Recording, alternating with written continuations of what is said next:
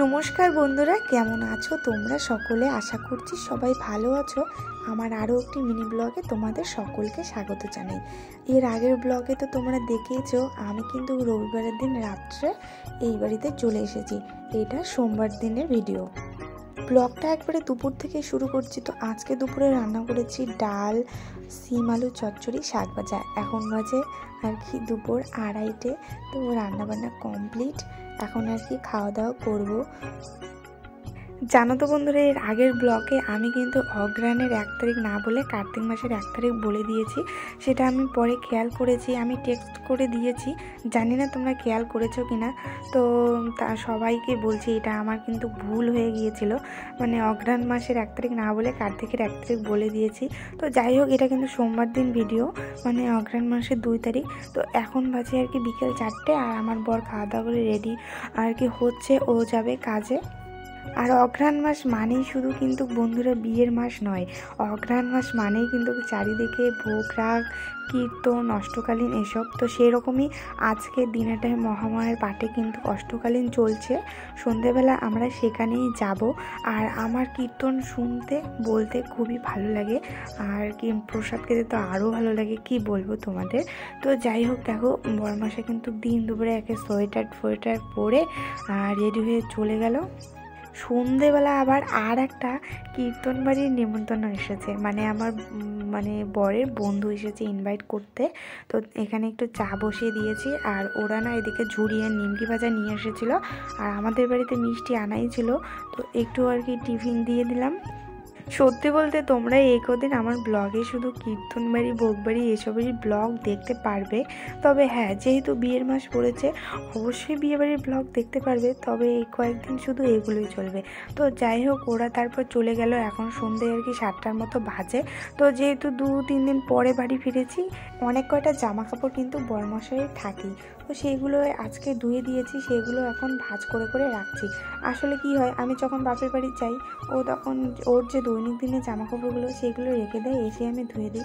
কখনো ও ধুয়ে দেয়, কিন্তু ও না একদমই টাইম পায় না। তো যাই হোক, আজকে সন্ধেবেলা কিন্তু আমি আর শাশুড়ি মিলে যাব, আর ওদিক থেকে আমার বড় ননদ যাবে। মহামায়ার পাঠ দিনেটা তোমরা তো বেশিরভাগ মানুষ চিনোই, বিশেষ করে কোচবিহারবাসী, দিনাটাবাসী। তো সেখানে কালকে কীর্তন হয়েছিল, আজকে অষ্টকালীন হবে। তো দেখো, আমি কিন্তু রেডি হয়ে নিলাম। যেহেতু ঠান্ডাও পড়েছে একটু হালকা হালকা, সন্ধ্যা এখন 7:30টার মতো বাজে। তো একটা চাদর নিয়ে নিয়েছি, আর এই দেখো কত দিনের একটা পুরোনো শাড়ি পরে নিয়েছি, কারণ জানোই তো ভিড়ভাট্টার মধ্যে বসতে লাগবে, আর ওখানে তো একদম ভক্তবিন্দুদের চরণধুলি থাকেই। এই জন্যে কিন্তু এরকম একটা শাড়ি পরে নিয়েছি, বুঝতেই পারছো। তো যাই হোক, টোটো করে কিন্তু চলে আসলাম। আর আমি আপনাদের সবাইকে বলবো, তোমরাই সত্যি নিজেদের আর কি একটু টাইম বের করে কিন্তু অবশ্যই আপনাদের বাড়ির আশেপাশে যেখানেই একটু কীর্তন হচ্ছে, একটু কিন্তু কীর্তন শুনবেন।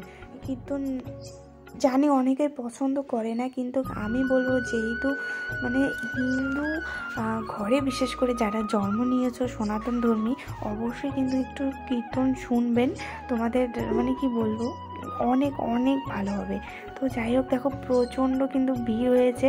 আর আমরা আসার একটু আগেই কিন্তু সূর্য পূজা হয়ে গিয়েছিল, তাই জন্য আবার একটু ফাঁকা ফাঁকা, কারণ দেখবে সূর্য পূজার পরে পরে একটু আর কি ফাঁকা থাকে, তার আগে অবধি ভিড় থাকে। তো যাই হোক, আমরা যখন আর কি কীর্তনে আসলাম, তখন কিন্তু এই যে এইটা ভবন একটা, এখানে প্রসাদ দিতেছিল, এখনও একটু একটু মানে দিচ্ছে। আর ওই দেখো ওইদিকে একটা বর কনে দেখা যাচ্ছে, কারণ কালকে যেহেতু বন্ধুদের বিয়ের তারিখ ছিল, অনেক বিয়ে হয়েছিল, তাই জন্য এখানে কিন্তু অনেক আর কি বর কনে মহামায়ার পাঠে সবাই প্রণাম করতে আসছিল। আসলে ওখানে আমরা থাকতে থাকতে কিন্তু অনেক বর কনেকে দেখতে পেয়েছিলাম। সবাই এদিকে যাওয়ার পথে এদিকে একটু প্রণাম করে গেছিলো। তো এখানে আমরা একটু কীর্তনের ফাঁকে একটু বাদাম নিতে চলে এসেছি, কারণ শুধু শুধু বসে একটু কীরকম লাগে না, তা আবার সন্ধেবেলা একটু ঘুম ঘুম ভাব। তো তাই জন্য কিন্তু এখানে বাদাম নিতে চলে এসলাম। আর কীর্তনে বসে বাদাম তো প্রায় সবাই খাওয়াই যায়, আর আমার মনে হয় বাদামটাই শুধু নিরামিষ, যে কীর্তন শুনতে শুনতে খাওয়া যায়। কিন্তু বাকিদের দেখেছি আরও অনেক কিছু বড়া পাঁপড় এসব কিনে খায়।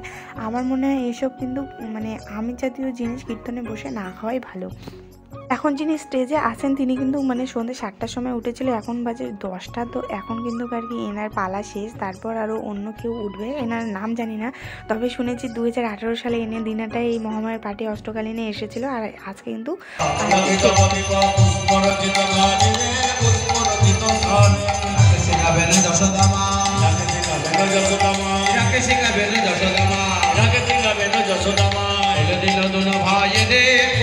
दोनों भाई राधा रानी की श्याम सुंदर की